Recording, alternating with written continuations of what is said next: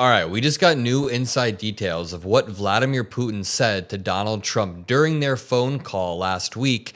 And the insane thing is, it seems like Donald Trump began to repeat some of these things verbatim, meaning the president of the United States directly heard this information from the president of Russia and then spewed it to a mainstream media source, all of the mainstream media sources, and they just aired that plainly. But we're not going to do that. We are going to push back relentlessly. And, the Russia-Ukraine war is something that oftentimes doesn't pull a lot of attention or doesn't pull a lot of views, but I will continue to cover it time and time again. YouTube sometimes doesn't even push the videos about the Russia-Ukraine war in the algorithm. So if you could drop a like, drop some blue hearts, and let's just start here. Russia immediately attacked Ukraine with more and more drones after the Trump and Putin phone call. It's incredibly disgusting how Trump has allowed the United States and himself and Ukraine by proxy to just be walked over by Vladimir Putin. I mean, Trump immediately paused weapons and intelligence sharing, which allowed Putin to take more territory, kill more civilians, take more homes. And then, in order to reprimand Putin, Trump decides to yell at Zelensky in the Oval Office. This whole thing has been an exercise in authoritarians sticking together, and you can see it play out day by day. But this is incredibly disgusting because, again, Russia launched one of its biggest drone attacks on Kyiv since the start of the war, and the attack occurred hours after Russia and Ukraine began a prisoner exchange in a deal seen as the first steps towards a ceasefire. It's all a trick. It is all a ruse. I'm going to lose my mind because about 2 months ago, Trump made both sides lay down their arms. But only one side actually laid down their arms, and that was Ukraine. Ukraine stopped attacking, and Russia attacked. Ukraine never even has attacked. They did one offensive drill into Russia, but other than that, it has been a purely defensive war. So Trump made Ukraine lay down their arms just to get walked all over. Incredibly disgusting, and it happened again. Fool me once, shame on you. Fool Trump twice, Trump's just an idiot, Russia has launched a large-scale drone and missile attack on Kyiv, injuring 15 people in one of the biggest assaults since the beginning of the war. The attack came in waves, and the Ukrainian president said it was a, quote, difficult night for all. The attack happened hours after they began a prisoner exchange, and there were more drone attacks hours after the original Trump-Putin phone call. Now, we can get into this Trump-Putin call and how Trump began to repeat the propaganda right after. Really quickly, read this. Trump softens on Putin as Russia's military edge weakens. This is perhaps one of the most disheartening parts of the war. The Russian economy is basically teetering on the edge. I'm not saying Russia is going to collapse in the next 90 days, but they're not in a good position. We could squeeze them. We could literally make them collapse. But what Trump's going to do is give them some breathing room and allow them to rearm, to re-stockpile everything. Listen to this. Russia's battlefield strength in Ukraine has started to wane and could run into serious shortages of manpower and weaponry by next year, even as President Donald Trump retreats from pressure on Moscow to end the war, according to senior U.S. and European officials and military experts. In recent days, Trump appears to have abandoned the threat of harsh financial sanctions he repeated as recently 2 weeks ago if Moscow doesn't agree to a ceasefire with Kyiv. One more time, Trump has abandoned the only leverage we had over Russia. God, this one really pisses me off. Obviously everything Trump does pisses me off, especially the due process attacks, the attacks on LGBTQ communities and our most vulnerable populations. Of course, all of that I definitely pisses me off. But the Russia-Ukraine war, I just view as uniquely black and white and dire on the global stage. It's black and white in that there's an easily identifiable good guy and bad guy. And there are dire consequences in that it could genuinely start World War III if Russia begins to gain more and more and more territory. Israel and Palestine, similar. It's been pretty egregious over the past year there. But the thing is, just to back up for 1 second, Trump continues to cede more and more leverage to Russia that he doesn't need to cede. I think that's why it drives me crazy, because I debate these Trump supporters and they say that he's a negotiation genius. It's the art of the deal. And then when I look at Trump's quote unquote art of the deal, It's just being a dumb fuck and ceding ground to Russia over and over and over. Not just ceding ground physically, like literally, but metaphorically, ceding leverage on the global stage by saying, we're not going to sanction you. Even when Trump says that we're going to back off the war soon. Like Trump and JD Vance keep repeating this line. They say, quote, if the war doesn't end soon, the US is just going to give up and back off.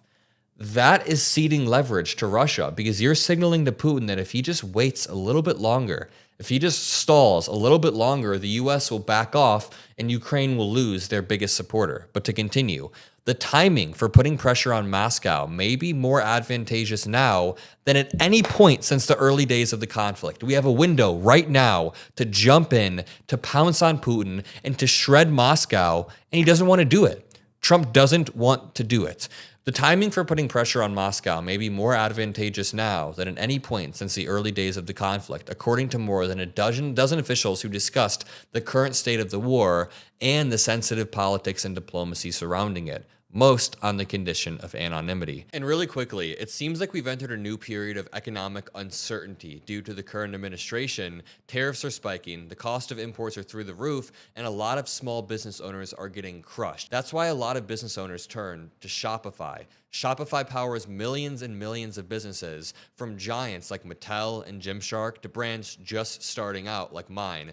And it makes it way easier to set up your store, to manage your products, and to market customers across email and social media. Shopify genuinely makes it a lot easier. They give you beautiful templates to set up your website. They give you a purple Shop Pay button that people can just use to check out in a breeze. And Shopify helps you spend less time on the busy work and more time keeping your main business going. So if you're ready to sell, if you want to run a business of any sort, I highly recommend Shopify. You can turn your ideas to reality with Shopify. So go to shopify.com/Mockler. Again, link in the description, shopify.com/Mockler, and you can sign up for $1 per month. Click the link at the top of the description. Thank you to Shopify for making this video possible. Absent a negotiated settlement or robust Western assistance, the war will probably continue to trend in Russia's favor, but we can fix that. We can literally fix that. In public comments after his call with Putin, Trump did not mention either sanction on Russia or aid to Ukraine. Speaking with European leaders, he indicated that the Russian leader did not seem inclined to halt the war, and he signaled that on purpose. Putin signaled that to Trump on purpose because Trump had already laid the groundwork that he will give up. Once you tell someone that they will give up, they will keep going. It's like if I'm in a war with my friend to see who can do many push-ups, who can do more push-ups, right? If I had my producer come up here right now and I'm like, let's do a push-up war. And as we're doing the push-ups, I look over and I'm like, if you keep going, I'm right about to give up. If you keep going, I'm going to give up any second.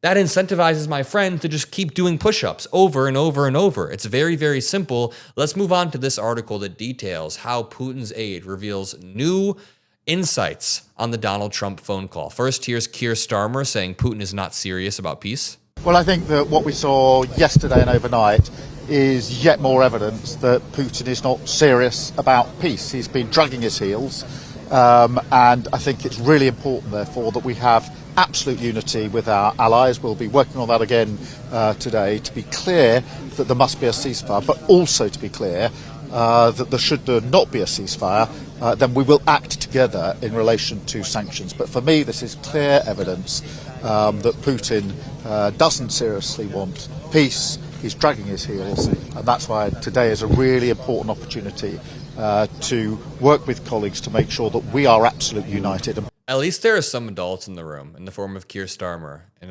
Macron. This says, Russian President aide Yuri Yushakov has revealed new details about President Vladimir Putin's 2-hour Monday phone call with Donald Trump. Speaking with Russian state-run news agency Interfax, the aide said that Putin shared details about Ukrainian attacks that Russia claims to have repelled ahead of Victory Day celebrations on May 9th. Lord have mercy. This is the problem here. This is the problem. Vladimir Putin relayed on a phone call with Trump that essentially it was being attacked by Ukraine relentlessly, and they were repelling the attacks, and it's scary to be in Russia right now. Now, Trump does not do his daily phone briefings. We know this for a fact. We know that Trump has only gone to about 12 of his daily briefings. The daily presidential briefings are incredibly important. They inform you about news, not only domestically, not only about your team and about your enemies and about the other party and about everything. It tells you about everything, but also internationally. Like when President Obama would get these, I'm sure the briefings would tell him what Fox is saying about him, what the media is saying, what his fans are saying, his haters are saying, you know, what everybody is saying, and then also what people around the world are doing. The point is, Trump didn't get the briefing, I'm assuming, about the Russian attacks on Ukraine. So this dude bought the Ukrainian narrative, and look at what Trump, there's no difference. Look at what Trump then says in an interview. You mentioned that you believe Putin wants peace, but he just attacked Ukraine yesterday. So what makes you think that he wants peace? Well, he's in a war, you know. Nobody said don't. They're fighting, they're attacking each other, and people are dying all the time. He's in a war. He's fighting a war. Nobody said he was going to stop. I think, is it terrible? Yeah, it's terrible. I do. I think it's terrible. I hate this guy. I hate this callous prick because he said right there, they're attacking each other, meaning he believes Putin's framing. He talked to Putin and he just believed Putin's framing straight up that they're also being attacked by Ukraine. What to know? According to Yushikov, Putin told Trump that Russian security services had thwarted terrorist attacks from Ukraine. Lord have mercy. The absolute inversion of reality is only paralleled by the Trump administration and by like Caroline Leavitt, you know? Yushikov, this Russian spokesperson, is just Caroline Leavitt, literally. He claimed Ukrainian drone and Storm Shadow missile attacks were launched ahead of Russia's Victory Day celebration, which is Moscow's annual commemoration of Nazi Germany's defeat in World War II. Again, this is a lie. Ukraine is not attacking Russia. Even if Ukraine did have retaliatory strikes against Russia, they would be retaliatory, and they're always targeted towards, you know, military facilities. Like Ukraine did drone strike multiple times an oil facility in Russia. That's different than just like launching carpet bombs against civilians, which is what Russia does to Ukraine, and then kidnaps children and brainwashes them and does the most disturbing things possible. Putin did not mention this to Trump by accident. Since the Ukrainians directly threatened foreign participants, I don't even want to read this Russian propaganda anymore. The point is, Trump then repeats that Russian propaganda in the Oval Office, and it's scary. Listen to this framing one more time. Nobody said don't. You said don't. He said on Truth Social a few weeks back, stop Vlad. Stop Vlad, as if that's any form of diplomacy. And Vladimir Putin didn't stop because Trump has no leverage. Trump doesn't have the cards. And I'm going to leave it at that. If you appreciate this video, drop a like, subscribe. I'll see you all in the next one, and peace out.